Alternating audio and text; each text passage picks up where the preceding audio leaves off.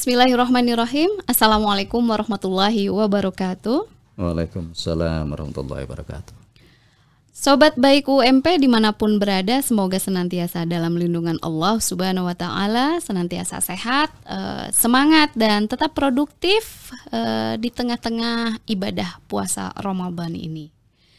Oke, sobat baik UMP, kembali lagi UMP yang berbudaya mutu, akhlak mulia, inovatif dan kolaboratif kembali lagi menyapa Anda semuanya melalui UMP Podcast Ramadan. Pada podcast Ramadan kali ini kita akan menyuguhkan beberapa tamu, kayak makanan aja ya disuguhkan.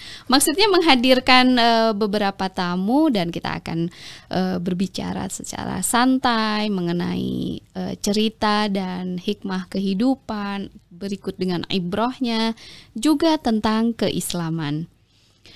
Acara ini akan ditayangkan melalui TV-mu dan YouTube channel UMP TV. Baiklah, Sobat Baik UMP, kali ini kita akan membahas tentang halal lifestyle di Indonesia. Dan kali ini menghadirkan salah satu dosen program studi teknik kimia Fakultas Teknik dan Sains Universitas Muhammadiyah Purwokerto.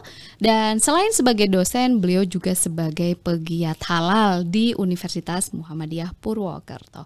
Ini dia, beliau adalah Insinyur Regawa Bayu Pamungkas, Magister Teknik ya Pak ya. Assalamualaikum Bapak.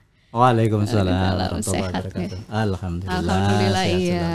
Ini padahal biasanya nyebut nama Bapak lancar banget, sekarang kok tiba-tiba susah gitu Pak. Panjang juga nggak? Ya, gimana Pak Ramadan ini ya Pak ya? Ramadan ini alhamdulillah segar ya, badan terasa nyaman gitu ya. Saya mencoba mengendalikan makanan supaya tidak terlalu berat ya. Karbo sedikit dikurangi, tapi protein kita tambah. Kemudian buah-buahan kita tambah. Jadi protein dan buah-buahan menjadi menu berat. Menu beratnya. Kemudian karbo menjadi menu ringan. Ya. Tapi sayangnya sulit sekali menghindari gula. Apalagi pas Ramadan begini. Nah, tajilnya bergula-gula. Nah itu penuh gula. Jadi gula-gula terus ya. Tapi ya sudah mulai sedikit dikurangi lah menyadari. Jadi yang biasa dulu itu misalkan kita bisa minum kolak sampai 2 macam gitu ya. Kita 1 macam dibuat 2 termin gitu ya. 2 termin maksudnya gimana tuh Pak? Setengah gelas ketika buka, nanti setengah gelas juga ya setelah makan gitu lah. Seperti snacking gitu ya Pak ya setelah beberapa waktu.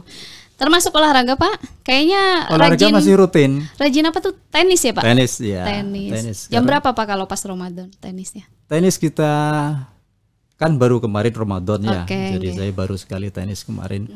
Jam 4 lah kita mulai. Kemudian jam 5:30 kita berhenti lah ya. Berarti nggak terlalu terasa dehidrasinya atau bagaimana tuh Pak? Enggak, kan pastinya berkeringat tuh. Iya, tapi kan sudah terbiasa. Dan ketika sahur maka yang paling penting kita ikuti saran Pak Kif nih. Jadi minum lebih utama, bukan makan. Minum yang dibanyakin ya Pak ya. Betul. Jadi kalau biasanya kan sepertiga minum, sepertiga udara, sepertiga makanan. Kita banyakin minumnya. Minumnya yang ditingkatkan. Pantasan senantiasa energik ya Pak ya, malah tambah kayaknya nih. Ya mudah-mudahan. Amin ya robbal alamin. Semoga sehat walafiat terusnya nggih Pak.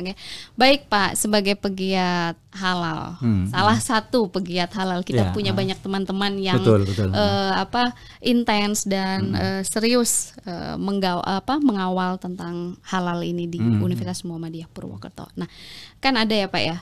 Kita berangkat dari normatifnya dulu. Kalau di salah satu ayat Al-Baqarah itu ya ada disebutkan a'udzubillahi minasyaitonirrajim ya ayyuhan nasu kulu mimma fil ardi halalan thayyiban wa la tattabi'u khutuwatis syaitan innahu lakum aduwwum mubin. Nah, jadi disampaikan di ayat Al-Qur'an bahwa kita atau kalian manusia-manusia bukan yang beriman loh ya Pak ya. Ajakannya tuh manusia loh ya. Berarti untuk keseluruhannya secara umum makanlah makanan apapun yang ada di bumi ini yang halal kemudian thayyiban. Selanjutnya jangan mengikuti langkah setan karena itu musuh kita semuanya. Nah, Betul. yang menarik nih Pak, yang ingin saya tanyakan, kenapa Islam sebagai sebuah agama kok serius banget, bahkan sampai ke aspek makanan gitu loh? Bukan tentang ubudiyah atau peribadahan atau seremonial ibadah kita ya Pak ya, tapi sampai ke soal makanan. Kenapa harus ada perintah? Ini bentuknya mandatori nih soalnya nih. Iya. Ya, wajib. Wajib, Kita dosa ya Pak ya sebagai muslim kalau makan yang non halal. Nah, kenapa sampai sedemikian serius itu tentang halal thayyiban ini nih Pak? Kalau dilihat dari sainsnya nih kira-kira. Kalau dilihat dari sains ya, tapi sementara normatif dulu aja lah mungkin ya. Jadi Pak. Kalau dalam Al-Quran itu kan memang bahwa Allah sudah mengamanai manusia itu dua tugas utama ya. Satu tugasnya adalah sebagai makhluk yang harus beribadah. Betul. Ya, wa ma khalaqal jinna wal insa illa liya'budun.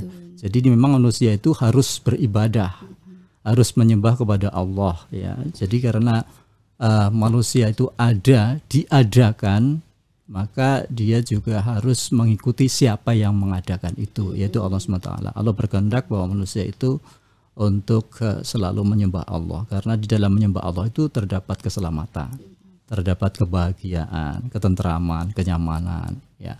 Dan yang kedua itu bahwa manusia itu diciptakan sebagai khalifatullah fil ard. Nah, ini yang penting sekali ini sebagai suatu ciptaan yang terbaik gitu ya, ciptaan yang terbaik, maka diberi kemampuan untuk bisa khalifah, menjadi khalifah. Menjadi khalifah itu kalau tidak salah pengertiannya adalah sebagai wakil Allah untuk memakmurkan bumi dan seisinya.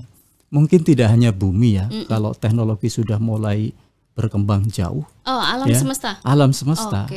Ya, mungkin sekarang sudah berpikir tentang Mars, bulan, suatu saat mungkin ke arah orang sedang berpikir kembaran bumi. Masya Allah, ya. Jadi kembaran bumi ya.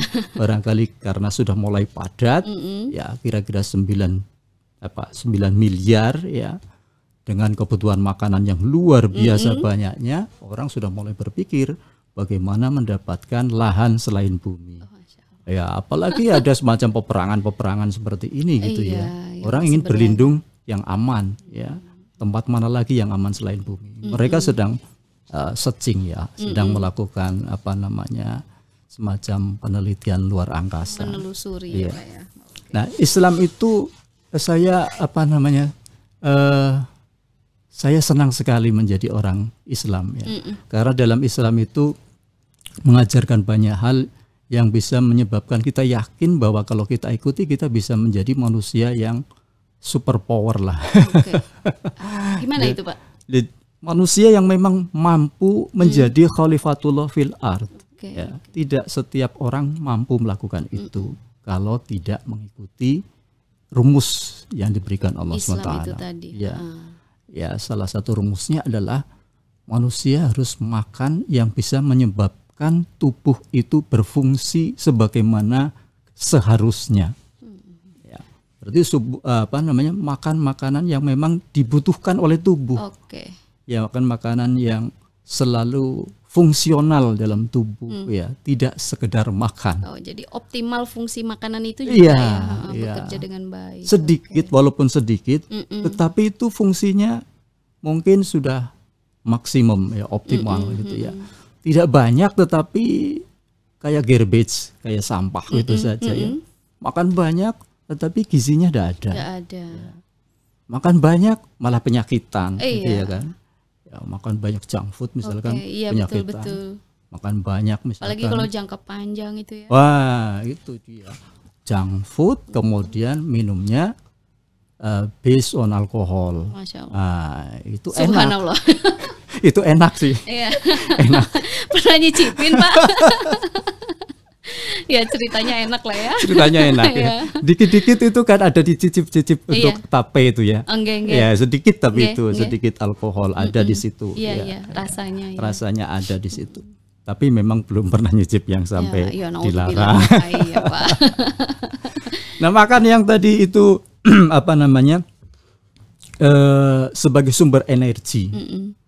sebagai sumber untuk perbaikan-perbaikan sel-sel di dalam tubuh kita. Tubuh kita selalu ada kerusakan sel, ada sel yang mati, maka perlu diperbaharui dengan sel baru. Nah, sel baru itu akan tumbuh dengan baik kalau kita makan makanan yang bergizi, makanan penuh nutrisi, dan tentu saja yang paling pokok adalah yang halal.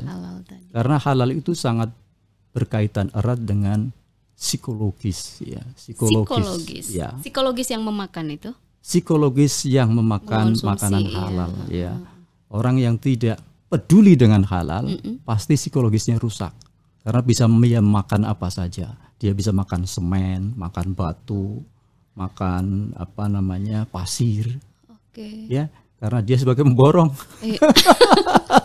Saya udah serius banget Pak dengerin. Tapi memang benar kan Pak, sekarang ya maksudnya mungkin sudah ada sebelumnya, tapi akhir-akhir ini viral kan makanan yang aneh-aneh, yang ngeri-ngeri dari hewan, hewan yang jijik, yang nggak pernah kita makan, tiba-tiba dicoba, itu termasuk ya Pak ya? Dan itu merupakan suatu tantangan kata orang zaman sekarang itu, who dare win barangkali. Apa itu Pak? Siapa yang berani menang gitu ya. Jadi semacam tantangan gitu ya. Tantangan. Iya. Tapi bagi kita kalau memang itu sesuatu yang menjijikkan ya jelas tidak boleh dimakan kan. Karena itu secara psikologis juga kita menolak gitu ya. Jijik itu kan secara psikologis kita menolak ya. Kalau menolak itu tentu apa yang terjadi di dalam tubuh kita juga reaksi-reaksi yang tidak mendukung untuk metabolisme yang baik kan gitu. Nah, kalau tidak menjadikan metabolisme yang baik, tentu saja makanan itu menjadi tidak berfungsi ya. Selain tidak berfungsi, boleh jadi malah membuat kontraproduktif di dalam keinginan kita untuk memakan. Keinginan kita untuk memakan kan menghasilkan energi yang pokok itu. Tapi kadang-kadang kita sensasi gitu ya. Itu yang menjadi pokok gitu ya. Sensasi kemudian biar dianggap sebagai ini loh. Gue berani. Ini loh gue berani gitu ya. Ente bagaimana gitu ya. Oke. Termasuk itu Pak, kalau ya asumsi ya, meskipun itu dugaan, tapi sepertinya gitu kuat, apalagi kalau dilihat dari psikologis tadi. Seseorang yang memakan makanan yang tidak halal sudah jelas. Kalau Muslim loh ya Pak ya. Ini kita langsung ke Muslimnya dulu. Dia udah makan tuh makanan yang nggak halal, otomatis dia berani melanggar di tahap itu, karena nafsu pengen nyoba kan Pak, pengen nyicip atau pengen sampai kenyang katakanlah gitu ya. Nah berarti kan dia juga berani untuk melanggar hal-hal lainnya. Nah ya, itu dia. Psikologis juga ya Pak itu termasuk betul. Ya. Itu berat itu. Nah ya. Karena dia sudah berani melanggar perintah yang menciptakan. Apalagi melanggar perjanjian sesama. Perjanjian sesama itu bisa saja misalkan perjanjian dalam pekerjaan. Nah itu dia. Ya, perjanjian dalam pekerjaan. Saya perintah Anda melakukan pembangunan misalkan gedung lantai 10 dengan spek begini, tanda tangan. Gitu kan. Kontrak. Nah, SPK keluar, surat perintah kerja keluar. Speknya lengkap. Waktunya juga lengkap. Tetapi setelah jadi ya speknya lain. Nah, itu dia. Ya, speknya lain. Karena apa? Dia sudah berani melanggar perintah Allah. Apalagi perintah manusia. Ya, perintah manusia yang sejajar. Apalagi perintah manusia yang di bawahnya. Repot itu. Repot lagi gitu, ya. Perintah manusia di bawah contohnya siapa? Mohon maaf ya, misalkan anak gitu kan ya. Bapak katanya kalau saya sudah lulus ujian mau dibeliin sepeda. Bapak janji nih ya, gitu Bapak kemarin. Janji nih, ya. Gimana ya? Masih banyak kebutuhan yang lain gitu ya. Padahal kalau sudah janji mestinya sudah menyisihkan, menyisihkan sebagian. Apalagi anaknya sudah dilihat rajin sekali belajar. Wah, luar biasa misalkan jam 3 bangun tahajud, kemudian belajar, kemudian pagi sekolah, setelah itu les dan seterusnya. Itu perlu dihargai dengan baik ya menurut saya ya. Oke, itu psikologinya ke sana Iya, ya Pak ya. psikologinya. Salah satu di antaranya seperti Salah itu. satu. Ya. Termasuk itu Pak, kalau di biologisnya tadi sudah ya Pak ya, secara biologis efeknya kepada tubuh. Nah, tapi Pak, kalau ternyata Islam sudah sedemikian serius tentang halal itu, kemudian insya Allah sudah sampai lah ya ke setiap muslim. Maksudnya dakwah itu, perintah untuk makan halalan thayyiban itu sudah sampai di setiap pribadi muslim, maksudnya pribadi muslim insya Allah sudah mengenal itu gitu. Karena kan kebanyakan sekolah lah sekarang. Iya betul. Sekolah. Apalagi sekarang informasi dan keilmuan itu mudah sekali diakses ya Pak ya. Betul, betul. Tapi Pak, masalah berikutnya nih ya yang ingin kita ketahui itu sejauh mana sebenarnya pemahaman tentang halal. Nah, jadi orang-orang muslim utamanya yang di Indonesia saat ini kira-kira sejauh mana sebenarnya pemahamannya tentang halal? Apakah sudah tahu sebenarnya makanan yang halal itu yang seperti apa? Apalagi yang thayyiban tuh Pak. Itu. Nah, ya. Kalau menurut saya setiap orang di Indonesia itu sudah mengerti tentang hal-hal yang haram dan hal yang halal, khususnya umat muslim ya, umat muslim ya. Karena hampir semua umat muslim di Indonesia itu kan hampir semua ya itu bersekolah. Kalau tidak bersekolah juga dia dekat dengan orang sekolah. Kalau tidak dekat dengan orang sekolah juga banyakkan juga orang dekat dengan informasi-informasi yang ada di sekitar melalui buku, melalui televisi, melalui HP dan seterusnya. Ya, jadi memang hampir semua orang mengerti tentang makanan-makanan yang halal dan makanan-makanan yang tidak dibolehkan ya. Yang tertulis di dalam buku pelajaran, yang tertulis di dalam peraturan-peraturan Islam, khususnya sumber-sumber utama Al-Qur'an dan hadis itu kebanyakan yang haram ya. Yang haram sudah disampaikan. Berarti selain itu ya termasuk dalam hal halal gitu kan.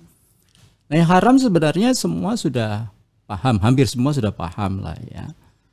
Cuma ketika dia harus pergi ke pasar, dia harus mengkonsumsi makanan, itu tidak selamanya bahwa yang dimakan itu barang-barang yang memang semula jadi dalam pengertiannya.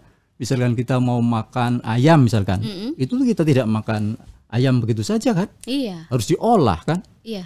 Nah, termasuk itu Pak. Pemotongannya itu, itu proses pemotongan ayamnya. Proses pemotongannya.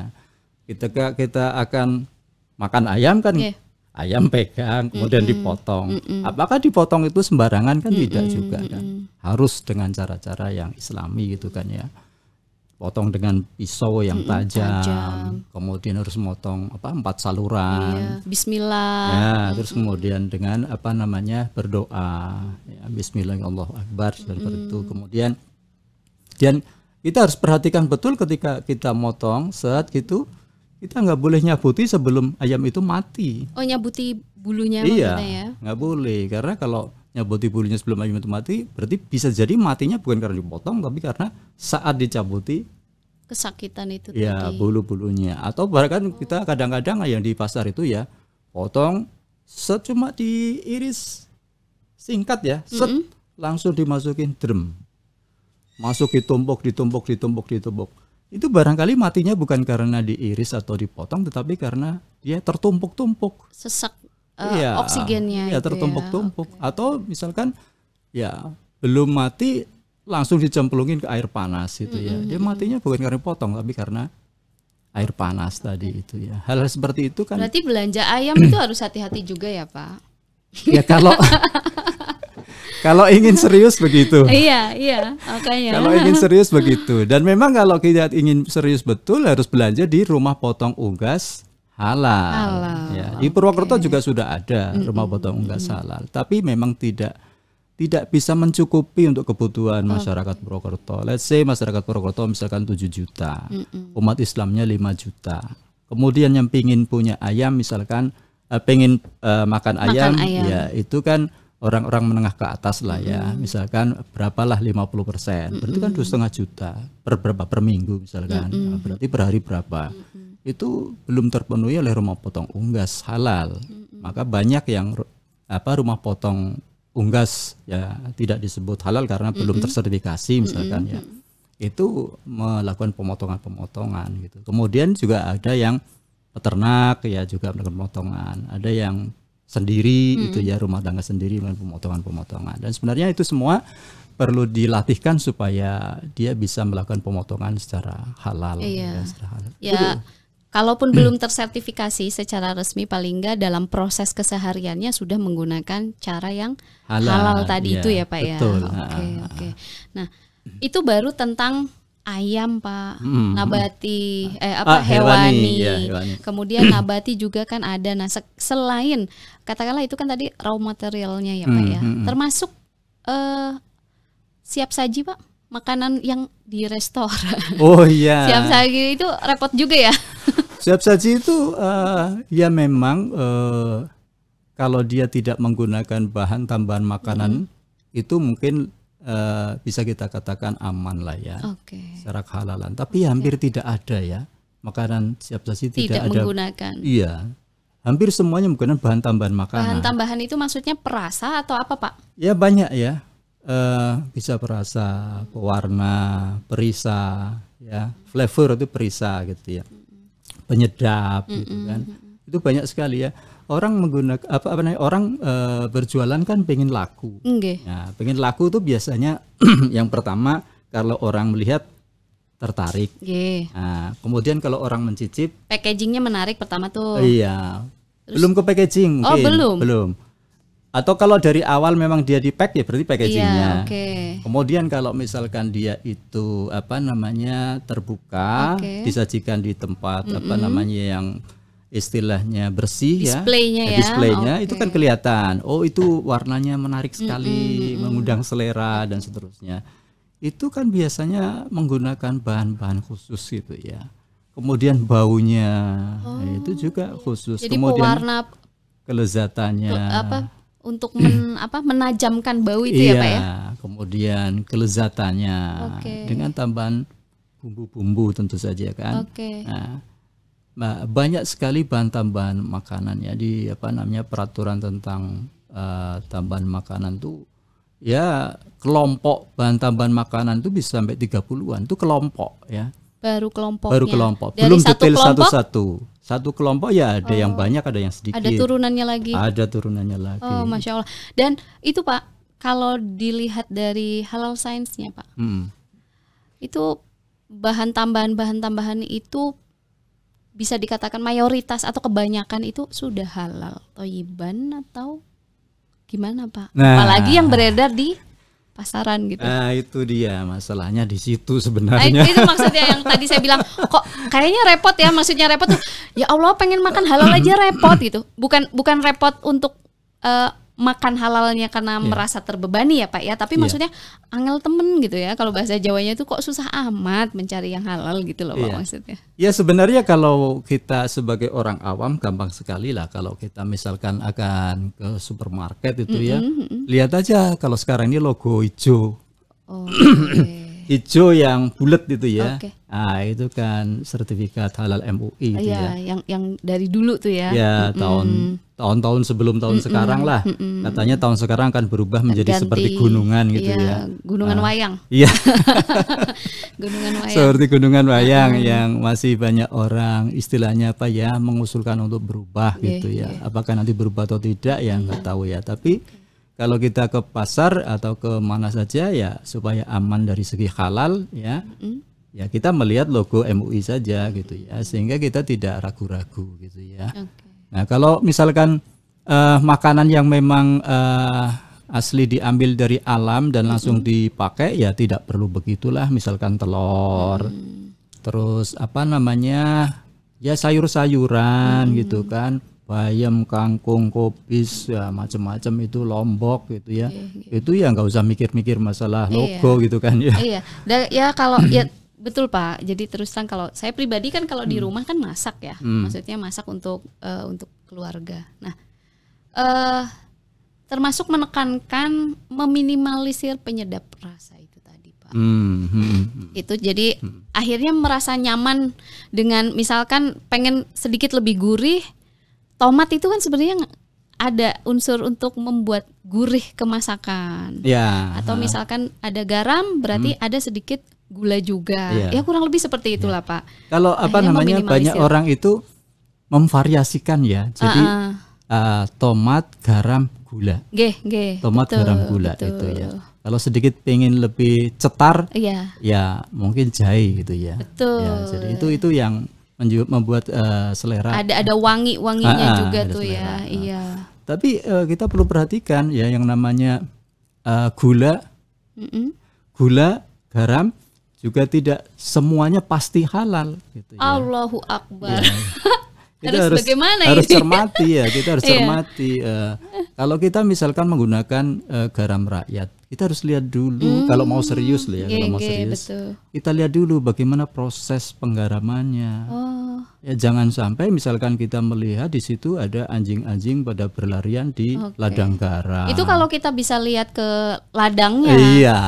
Kalau di pasar ya tetap kembali ke logo halal tadi ya Iya Pak. betul, paling Masya gampang Allah. seperti itu. Jadi meskipun nggak pakai penyedap, produk gula dan garam pun bisa ada kemungkinan ya, non halal namanya tadi. titik kritis lah ya, ada titik kritisnya. Oke, Kalau gula itu titik kritisnya pada saat penjernihan, model penjernihan yang menggunakan karbon aktif. Nah, karbonnya itu berasal atau bersumber dari apa?